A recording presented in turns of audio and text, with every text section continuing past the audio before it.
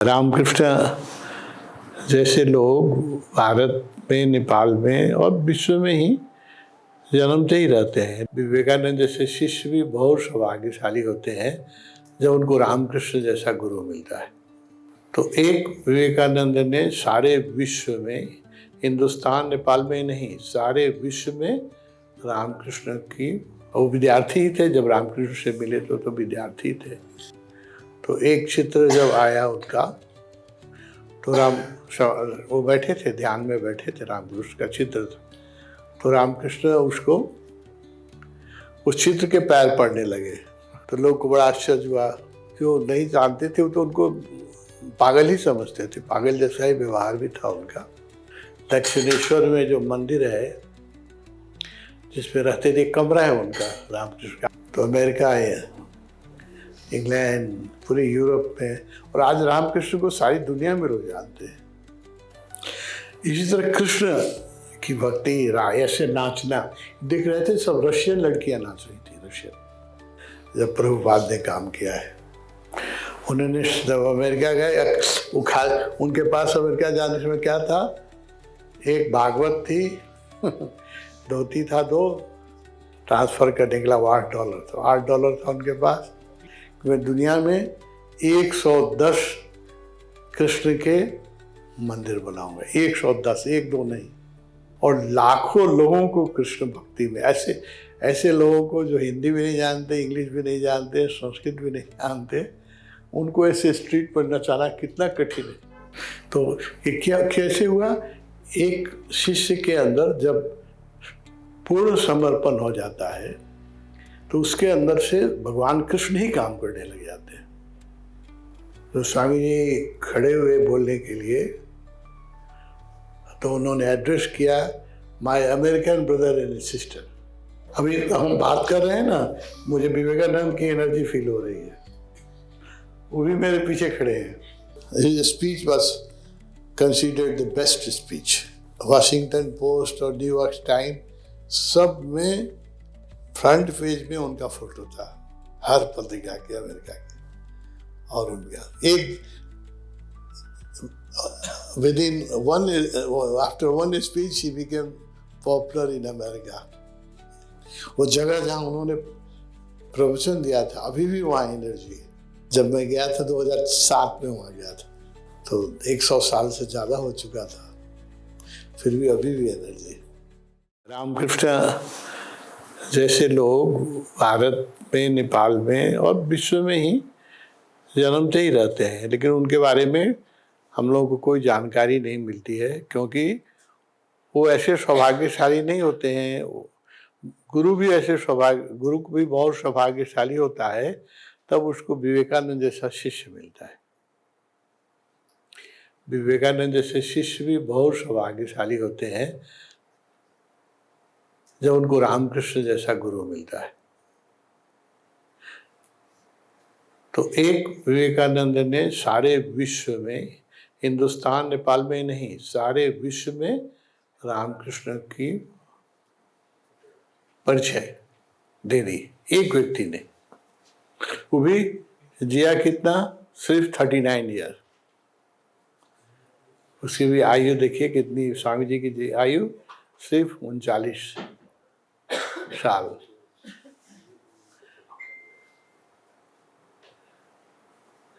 रामकृष्ण से मिलने के बाद वो पृथ्वी में, वो विद्यार्थी ही थे जब रामकृष्ण से मिले तो विद्यार्थी थे, है ना, 19-20 साल की उनकी उम्र थी।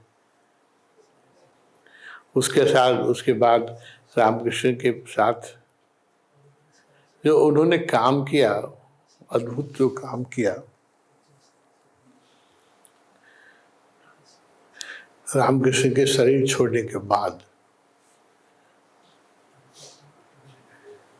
थोड़े ही दिनों में, 10 वर्ष में उन्होंने स्वामी रामकृष्ण को विश्व में परिचय करा दिया, एक व्यक्ति ने।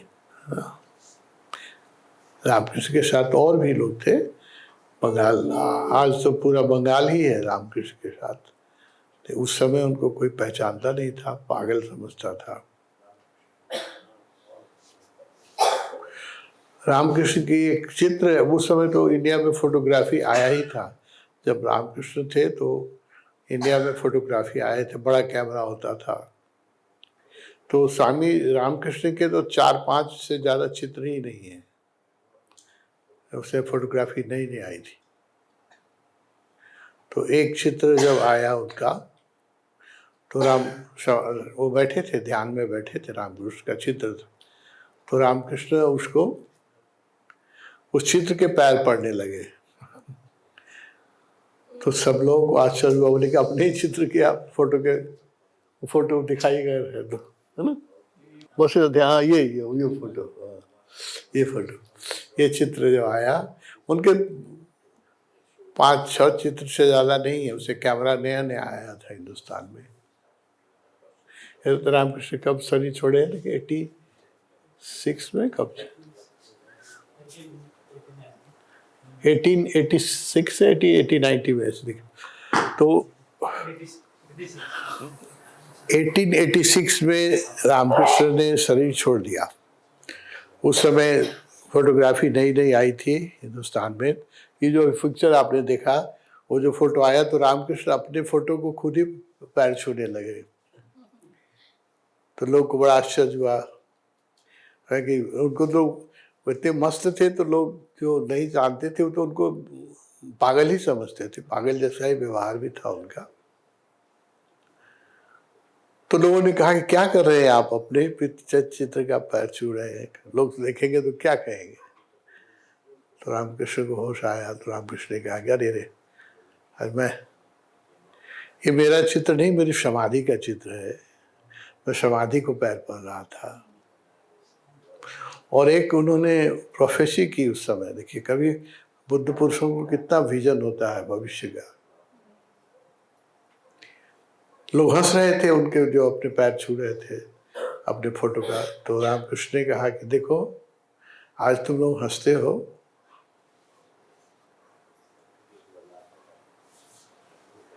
पहले से कहते थे कि मेरा एक शिष्य आएगा, वो मेरी बात को समझाएगा, मुझे तो बोलना नहीं आता है। कोई प्रश्न करता था तो बोलते थे, तो दूसरा केशव चंद्र सेन बहुत विद्वान थे, वो रामकृष्ण के साथ आते थे विवाद करने, ब्रह्म समाज के थे, तो विवाद करने आते थे। रामकृष्ण थोड़ा जवाब देते थे, फिर बोलते थे, केशव चंद्र बहुत विद्वान आदमी थे, बहुत ही तार्किक थे, पढ़े लिखे थे। तो रामकृष्ण उनको कन्विंस नहीं कर सकते थे। तो केशव चंद्र जी जो मूर्ति पूजा के विरोधी थे, ब्रह्म समाज वाले, बहुत ज़्यादा क्रिश्चियन धर्म से प्रभावित, ये मतलब वो रिफॉर्म करना चाहते थे हिंदू धर्म में। ब्रह्म समाज के स्थापक में से एक थे केशव चंद्र सेन। वो जब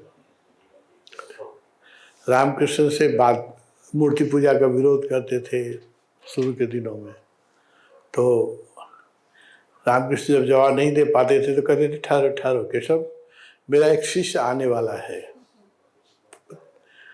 वो उसको बोलना आता है वो तुमको निरुत्तर कर देगा, वो आएगा तो।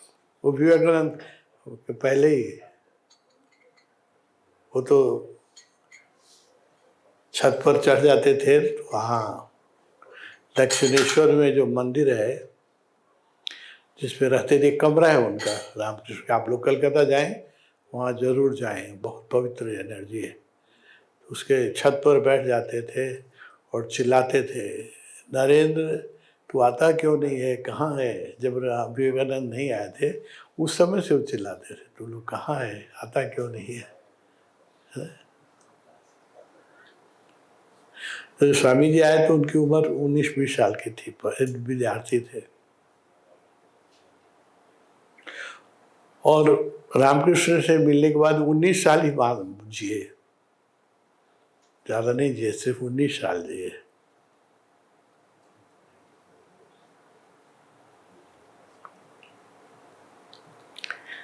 लेकिन रामकृष्ण के शरीर छोड़ने के बाद 86 में रामकृष्ण ने शरीर छोड़ा, स्वामी जी ने शायद 1902 में शरीर छोड़ा है। तो 14-16 साल, 16 साल में उन्होंने सारे विश्व में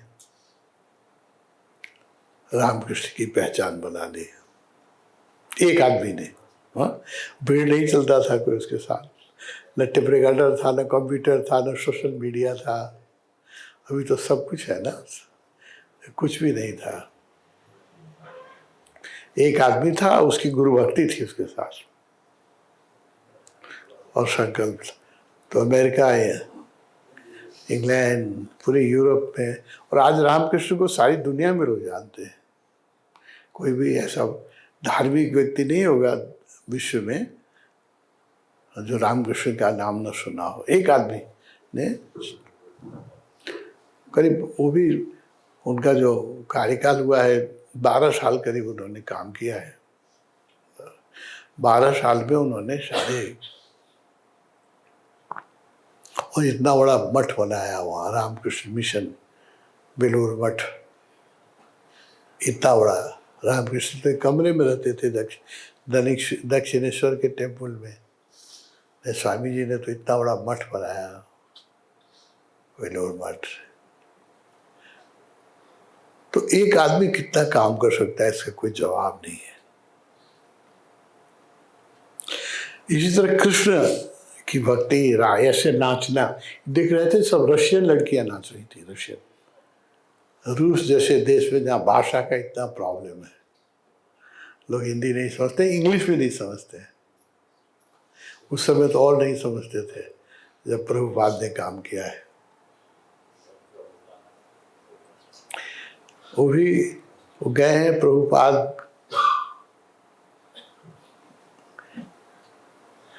अमेरिका गए हैं, बहुत एडवांस एज में,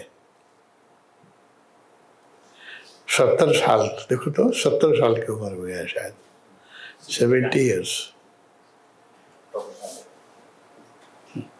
69 में शायद गए अमेरिका, 69 उम्र की उम्र में। देखो तो, कंफर्म करो।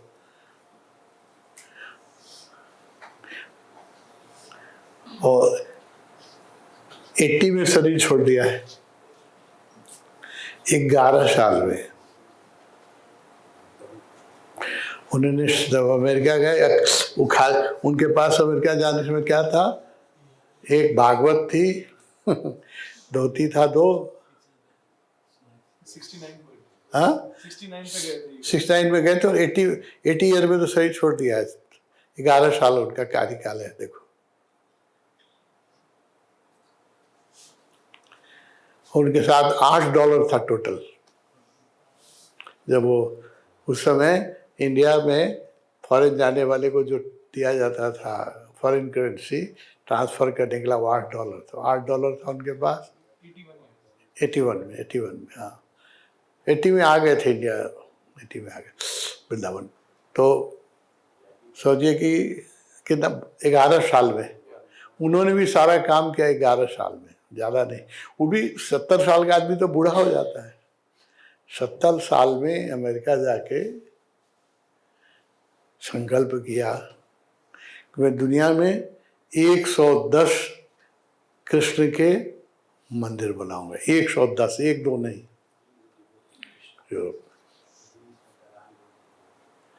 और 11 साल के अंदर, और रूस तक गए जहाँ उस समय शायद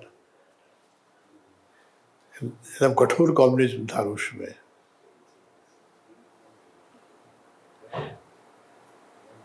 वैसे समय में रूस में भी गए, और सारी दुनिया में 110 कृष्ण मंदिर बना दिया 10-11 साल में, इतने अच्छे। और लाखों लोगों को कृष्ण भक्ति में, ऐसे लोगों को जो हिंदी भी नहीं जानते, इंग्लिश भी नहीं जानते, संस्कृत भी नहीं जानते, उनको ऐसे स्ट्रीट पर नचाना कितना कठिन है। सोचो, असंभव है। कोई अफ्रीका में जाके और रूस में जाकर के, यूक्रेन में जाकर के वेला उन्होंने जो काम किया है, वो तो असंभव है, इम्पॉसिबल है। एक आदमी ने 110 मंदिर बनाए, और उसके पास जब गया था तो सिर्फ $8 थे, और एक भागवत की किताब थी। लेकिन क्या था, संकल्प था।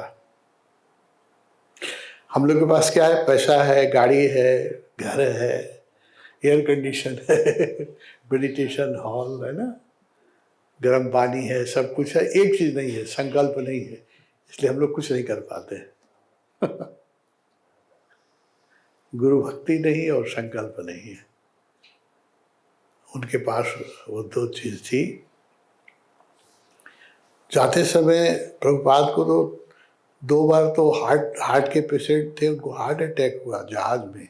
उस समय पैसे नहीं थे प्लेन से जाने के लिए उनके पास, गरीब थे व्यक्ति। तो मर्चेंट शिप में उनको सिंधिया ने, सिंधिया का मर्चेंट शिप था, उसमें कहा कि इनको फ्री ले जाओ, है ना। जहाज जो पैसेंजर शिप था वो तो महंगा था, उसका पैसा भी नहीं था उनके पास। तो पैसेंजर शिप पे टिकट कटाए, तो मर्चेंट शिप में उनको फ्री। सिंधिया थोड़ा उनको मानती थी, तो उसने कहा कि इनको मेरे शिप, मर्चेंट शिप में गया, सोचो जिसमें मालगाड़ी में, ये समझो कि ट्रक में, है ना। हम लोग तो कार में घूमने में ही थक जाते हैं, ट्रक में कैसे घूमेंगे, है ना। तो ट्रक में एक समझो कि मर्चेंट शिप, इसमें कोई सुविधा नहीं होती है। मर्चेंट शिप में जो ये क्रूज जो होता है उसमें तो बहुत सुविधा होती है। पैसेंजर शिप में भी बहुत डॉक्टर भी होते हैं, उसमें मेडिकल एड भी होता है, खाना पीना सब अच्छा होता है। और मर्चेंट शिप में तो सिर्फ 8-10 कम 12-15 कम कर्मचारी रहते हैं, सब मीट खाने वाले, शराब पीने वाले, है ना। उसमें वो प्योर वेजिटेरियन, बिना प्याज लहसुन खाने वाले आदमी, है ना। और सिर्फ 2 धोती लेके कैसे गए होंगे, कल्पना करो जरा, कल्पना करो उस स्थिति की, है ना। 2 बार हार्ट अटैक हुआ, हार्ट के पेशेंट थे, सिकनेस हो जाती है लोगों को, और उस सी में कोई सुविधा भी नहीं थी ना, बहुत मर्चेंट शिप में। वही समझो कि आप ट्रक में जा रहे हो तो क्या सुविधा होगी, तो बस में एयर कंडीशन होता है, ट्रक तो नहीं होता है। तूफान आया, उस समय शिप भी उतने मजबूत नहीं होते थे, पैसेंजर शिप जैसा सुविधा भी नहीं होता। 2 बार तूफान आया तो लगता था कि शिप ही डूब जाएगा, ऐसा तूफान आया, एकदम निराश। जब हार्ट अटैक हो समझो तो हॉस्पिटल नहीं है ना, मर्चेंट शिप में तो कोई मेडिकल भी नहीं होता है, कुछ नहीं होता है। पैसेंजर शिप में तो डॉक्टर भी होते हैं, उसमें तो कुछ नहीं होता है। उनको 2 बार जब हार्ट अटैक हुआ तो लगते थे मर ही जाएंगे। लेकिन गुरु ने कहा था, उनके गुरु ने कहा था कि तुमको पश्चिम जगत में कृष्ण का संदेश फैलाना। अपने गुरु की आज्ञा के लिए जा रहे थे। सोचो 70 वर्ष का बूढ़ा हार्ट पेशेंट जा रहा है अमेरिका $8 लेके, टोटल उसके पॉकेट में है $8। मर्चेंट शिप में तो सिंधिया ने फ्री खाना और फिर फ्री रहने मिला दिया था। कल्पना करो संघर्ष की। और वो 80 साल के उम्र में तो इंडिया लौट आए। जब अंत समय आ गया तो कहे कि नहीं, प्राण हम इंडिया में ही छोड़ेंगे, वृंदावन में ही छोड़ेंगे। इसलिए अमेरिका, उनके तो 10 साल में विश्व भर में उनके शिष्य सब कंट्री में हो गए थे। 10 साल में 110 कृष्ण मंदिर बन गया था 10 साल में। जहाँ भाषा लोग नहीं जानते थे, अफ्रीका में, लैटिन अमेरिका में, रूस में, वहाँ भी उनके अभी लाखों फॉलोअर हैं। रूस में तो इस्कॉन सबसे बड़ा मूवमेंट है, बहुत बड़ा। वो भी देखा, जितनी लड़कियां नाच रही थी सब रशियन थी। स्ट्रीट में लोग नाचते हैं इतना, हरे कीर्तन। भाषा नहीं जानते हैं, साड़ी पहनना नहीं जानते हैं, साड़ी पहनते हैं, है ना, कपड़ा पहनते हैं। और जो रूस में लोग मांसाहारी होते हैं और शराब पीते हैं, क्योंकि ठंडा मुल्क है। ऐसे मुल्क में 3 बजे उठ के स्नान करना, जहाँ बर्फ जमी रहती है। और प्याज लस मांस मछली तो छोड़ो, चाय कॉफी भी नहीं पीते इस्कॉन के सन्यासी। चाय कॉफी भी नहीं पीते हैं, मांस मछली तो छोड़ो। हमारे सन्यासी 7:30 बजे भी ध्यान में आते हैं, लेट ही आते हैं, 5-10 मिनट लेट ही आते हैं।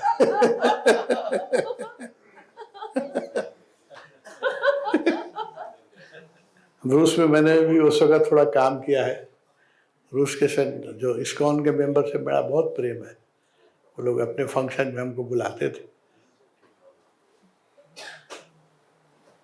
एक बार इस जो जन्माष्टमी होता है, रूस में इतना शानदार होता है जो इंडिया में कहीं उतना नहीं होता है। पूरा स्ट्रीट ट्रैफिक कंट्रोल करना पड़ता है, पूरा शहर बसाते हैं लोग, और पूरा इंडिया की सब तरह की मिठाई की दुकान, और लगता है कि आप न्यू इंडिया में आ गए हैं। सब कपड़े और कैसेट भजन के, और लगता है इंडिया में आ गए, ऐसा बना देंगे।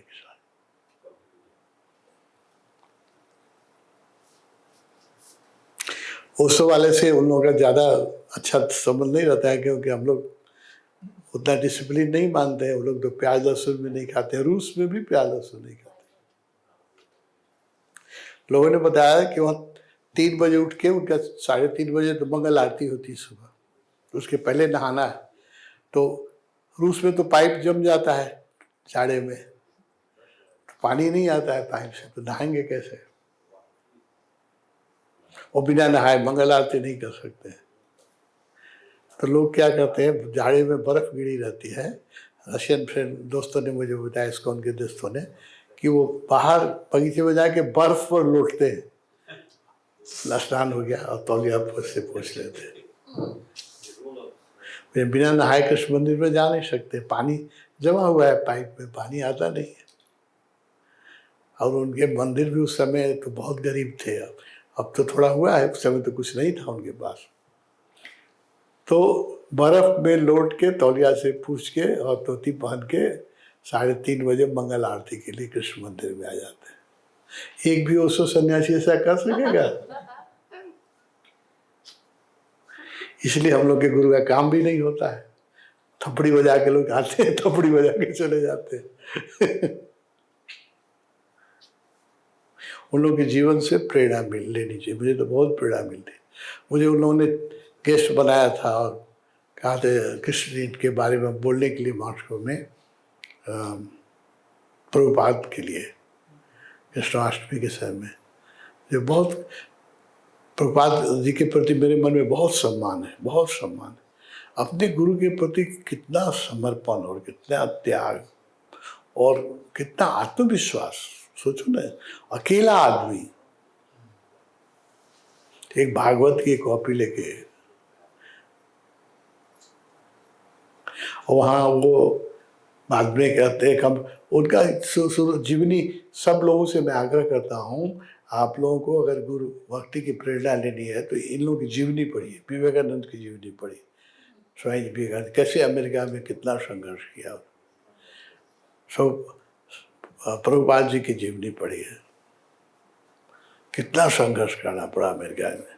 एक टाइपराइटर था, वो भी चोरी हो गया, किसी ने दिया एक टाइपराइटर, वो भी चोरी हो गया।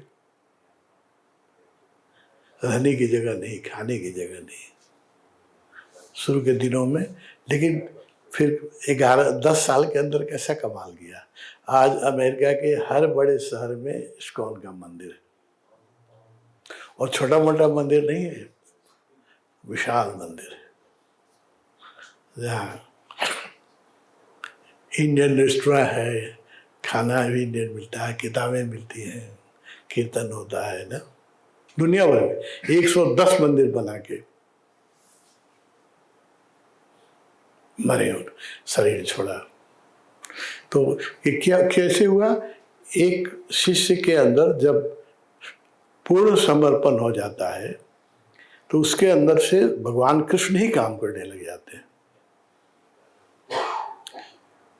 लोगों ने देखा है, जब विवेकानंद बोले वर्ल्ड कॉन्फ्रेंस में, जिसके बाद उनकी ख्याति हुई, तुम लोग सुनोगे तो आश्चर्य होगा।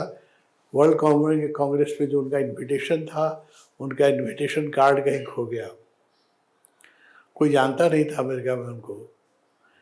जिस दिन उनको भाषण देना था, उस रात में उनके सोने के पास जगह नहीं थी, तो रेलवे स्टेशन पर जो शिकागो में मालगाड़ी के डिब्बे में, मालगाड़ी में जिसमें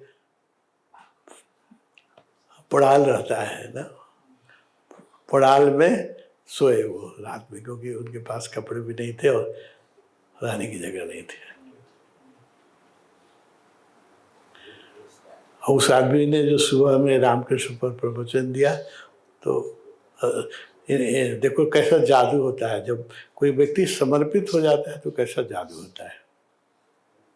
समर्पित थे रामकृष्ण के प्रति। तो इन जो इनॉग्रेशन सेशन था, फर्स्ट सेशन शिकागो में, वो हॉल अभी भी है, हम लोग गए उस हॉल में जहाँ विवेकानंद जी ने वर्ल्ड कांग्रेस को एड्रेस किया था, वर्ल्ड रिलीजियस कांग्रेस को एड्रेस किया था। शिकागो में वो हॉल अभी भी है, वहाँ बोर्ड भी लगा हुआ है, हिंदू सन्यासी Swami Vivekananda delivered his lecture, board भी लगा हुआ है।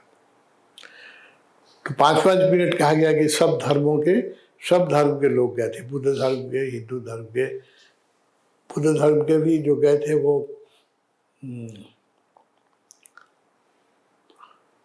अनाथ,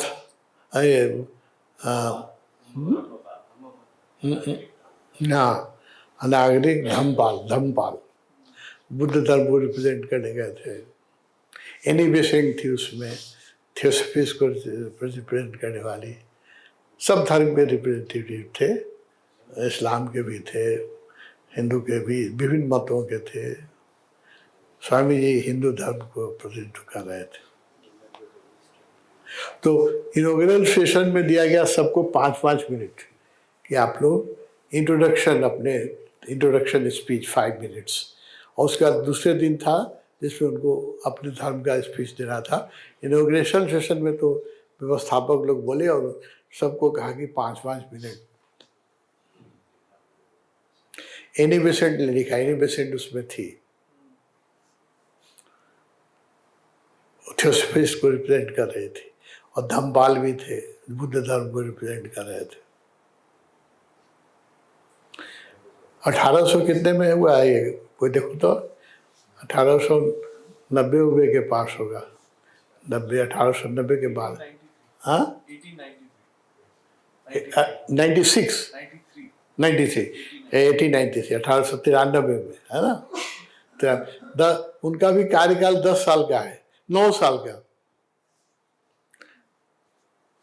1902 में तो शरीर छोड़ दिया और 93 में उनकी शुरुआत हुई। कितना हुआ, 9 साल का कार्यकाल। 9 साल में देखो क्या कमाल कर सकता है आदमी। हम लोग 9 जन्म में, सामान्य व्यक्ति 9 जन्म में भी नहीं कर सकेंगे। खाएंगे और कंप्लेन करेंगे, आज का खाना अच्छा नहीं हुआ, आज ध्यान में मजा नहीं आया, आज गर्म पानी नहीं मिला। क्या करेंगे। मालगाड़ी के डिब्बे में सोया हुआ आदमी आके कल होकर के स्पीच देता है। तो 5 मिनट जो उनको दिया गया था, जब वो उनका इनॉग्रेशन, ये सब पढ़ना चाहिए आप लोगों को, सब लोगों को पढ़ना चाहिए। इससे कुछ जिनको थोड़ा रस हो उसमें पढ़ना चाहिए। उन्होंने जो स्पीच में सब लोग जो एड्रेस करते थे कि अमेरिकन लेडीज एंड जेंटलमैन कहने का जो तरीका है इंग्लिश में कभी बोले भी नहीं थे वो, ऐसे विश्व सभा में बहुत घबराए हुए थे, है ना। उम्र भी कितनी बहुत कम थी, 30 साल के रहे होंगे, है ना। 30 भी नहीं, 28-27 साल के थे, 27-28 साल के थे नवयुवक। अब बोलने का उतना बड़ा कांग्रेस में कहीं बोले नहीं, इंग्लिश में बोला है, मातृभाषा भी बंगला थी उनकी। 5 मिनट दिया तो बहुत नर्वस थे वो, क्या बोलेंगे, है ना। तो सब लोग एड्रेस कर रहे थे कि American ladies and gentleman, respected ladies and gentleman, representative of all religion, सबका नाम ले रहे थे। ये जब खड़े हुए, एनी बेसेंट ने पढ़ा लिखा है, उसको पढ़िएगा। एनी बेसेंट उसमें थी, उसने देखा, उसके पास आंखें थी, हम लोग के पास तो आंख भी नहीं होती है ना, हम लोग तो कुछ देखते भी नहीं है। कुछ लोगों के पास आंख होती है, उसके पास आंख थी। तो स्वामी जी खड़े हुए बोलने के लिए, तो उन्होंने एड्रेस किया, my American brother and sister, Sisters and brothers of America, it fills my heart with joy unspeakable to rise in response to the warm and cordial welcome which you have given us. Ladies and gentleman नहीं कहा, हाँ, American brother and sister from different, my brother and sister from different religion,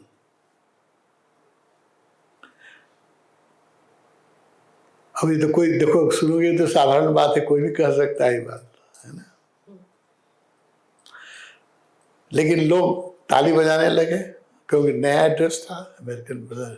से किसी ने, कोई कहता नहीं है अमेरिका में तो बड़ा कस्टियस है, और रिलीजियस लोगों में तो gentleman, lady, prior, respected president, vice president, ये सब कहने का चलन है ना। जो चेयरमैन है उनको एड्रेस करो, जिसको सुनने में मजा नहीं है उठ के चले जाए, सोचो सुनो, सुनो तो ठीक से सुनो, बोर लग रहा हो तो उठ के चले जाना जब बोर लगे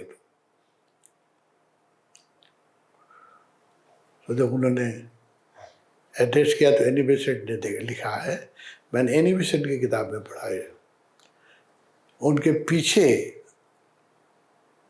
देखा उसने कि एक वाइट आकृति, एनी बेसेंट के पास आंखें थी, थर्ड आई चलता था उसका, वो देख सकती थी। उसने देखा कि विवेकानंद के पीछे एक हिंदू सन्यासी पीछे एस्ट्रल बॉडी में खड़ा है, धोती पहने हुए है। और उस समय वो रामकृष्ण को जानती भी नहीं थी एनी बेसेंट कौन है। वो तस्वीर देखी कि एक हिंदू सन्यासी पीछे खड़ा है, वाइट धोती पहने हुए खड़ा है। स्वामी वो रामकृष्ण थे, पीछे रामकृष्ण थे एस्ट्रल बॉडी में, इसलिए एनर्जी हुई। तो ताली बजना जो शुरू हुआ तो विवेकानंद को जो टाइम दिया, लोग इतने हिप्नोटाइज हो गए एड्रेस से, उनको एक ही लाइन बोलने का मौका मिला, my American brother and my brother and sister from different religious group, एक सेंटेंस बोलने का मौका मिला। ताली जो बजने लगी, लोग ताली बजते हैं, जब बहुत खुश होकर ताली बजाते हैं वेस्ट में तो खड़े हो जाते हैं लोग, तो सारा ऑडियंस खड़ा हो गया। और 5 मिनट जो इनको दिया गया था, 5 मिनट तो ताली ही बजती रह गई। फर्स्ट एड्रेस में देखो ऐसा, पहला दिन विवेकानंद 26 साल के नवयुवक पहले बार गए हैं, कोई जानता नहीं है ये, उतने ऑडियंस को कभी एड्रेस नहीं किया है इंग्लिश में, कभी अमेरिका में बोले नहीं है, है ना। रात में मालगाड़ी के डिब्बे में सोए हैं। असुविधा सुविधा ये सब जो कमजोर लोग हैं उनकी भाषा है, और लोग तो हमेशा असुविधाएं में ही रहते हैं, उनको कुछ भी दे दो कुछ ना कुछ असुविधा निकाल ही लेंगे। अभी तपोवन में कितनी सुविधा हो गई, यहाँ देखो एयर कंडीशन है, हॉल है, रूम भी एयर कंडीशन, फिर भी लोग असुविधा तो निकाल ही लेंगे, कुछ ना कुछ असुविधा तो हो ही जाएगी। मालगाड़ी के डिब्बे में सोया हुआ आदमी है, 5 मिनट ताली बजती रह गई, उनका टाइम पूरा हो गया। सब लोग चिल्लाने लगे, give him more time, give him more time. जो प्रेसिडेंट थे उनको कहना पड़ा कि आप लोग please please sit down, please sit down. 5 minute कोई बैठने के तैयार नहीं था। ताली देखो, एक ही एड्रेस है ना, my brother and sister from different religion group and from America, इतना ही में एक ही सेंटेंस पर 5 मिनट ताली बजती रह गई। क्या था, पीछे रामकृष्ण की शक्ति थी, खड़े थे रामकृष्ण पीछे। वो एनी बेसेंट की अपनी लाइफ पढ़ोगे तो उसमें वो एनी बेसेंट ने देखा कि एस्ट्रल बॉडी में रामकृष्ण पीछे। उस बाद में एनी बेसेंट ने फोटो देखा तो कहा कि ये तो रामकृष्ण है। उनको पता भी नहीं था कि रामकृष्ण कैसे है, क्या है। उसने तो धोती पहने हुए एक सन्यासी को देखा, बाद में जो फोटो देखी तो उसको सब लोग कहने लगे, give this young Hindu more time, more time, more time. कभी 5 मिनट तो उनका टाइम घंटी बज गया था, लोग ताली ही बजाते थे खड़े हो गए, उनको बोले ही नहीं। देखो कैसे जादू होता है, how magic happens.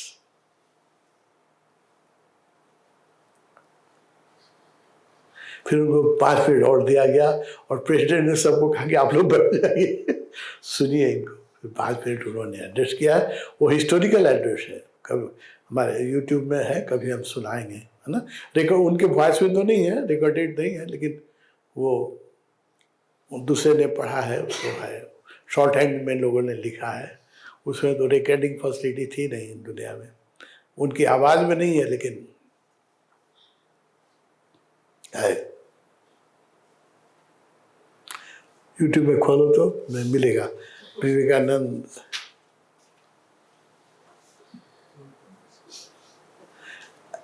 Address in Chicago, world religions. अभी हम बात कर रहे हैं ना, मुझे विवेकानंद की एनर्जी फील हो रही है, वो भी मेरे पीछे खड़े हैं। आपको दिखाई नहीं पड़ेगा, नहीं मुझे एनर्जी फील हो रही है।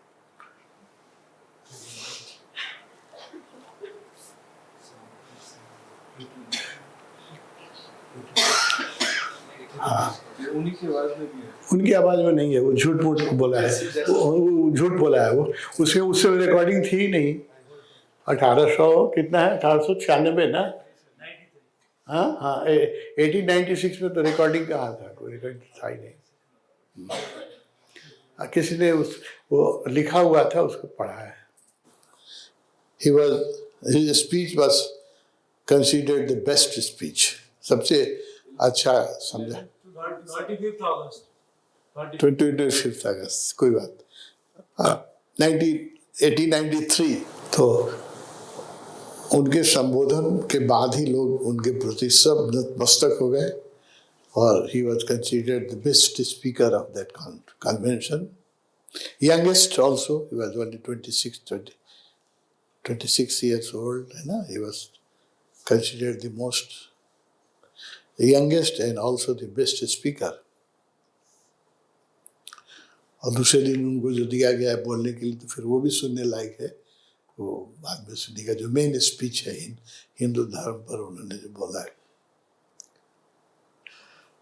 और उसके बाद उस दिन के पेपर में, अमेरिका में उस समय जो पेपर निकलता था, वो लोग रामकृष्ण मिशन में, आपको रामकृष्ण की किताबों में मिल जाएगा। आजकल तो सब कुछ इंटरनेट में मिल जाता है, इंटरनेट में सब कुछ है। वाशिंगटन पोस्ट और न्यूयॉर्क टाइम सब में फ्रंट पेज में उनका फोटो था, हर पत्रिका के अमेरिका के। और उनका एक after one speech he became popular in America. एक दिन में ही उनकी पहचान बढ़ गई अमेरिका में। और that night he was shifted in a good hotel, बहुत अच्छे कंफर्टेबल होटल में। वो होटल भी मैं गया देखने, जहाँ विवेकानंद रहे थे अमेरिका में, शिकागो में। वो जगह जहाँ उन्होंने प्रवचन दिया था, अभी भी वहाँ एनर्जी है। डैश लिस्ट डैश पर बोल के बोले हैं, अभी भी वहाँ खड़े, मेरे तो आंखों में आंसू आ गए, अभी भी एनर्जी है।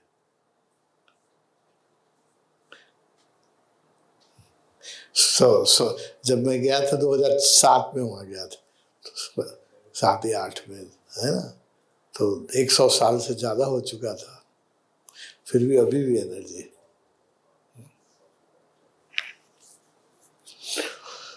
और उसके बाद रामकृष्ण मिशन का काम हुआ अमेरिका में, वहाँ से फिर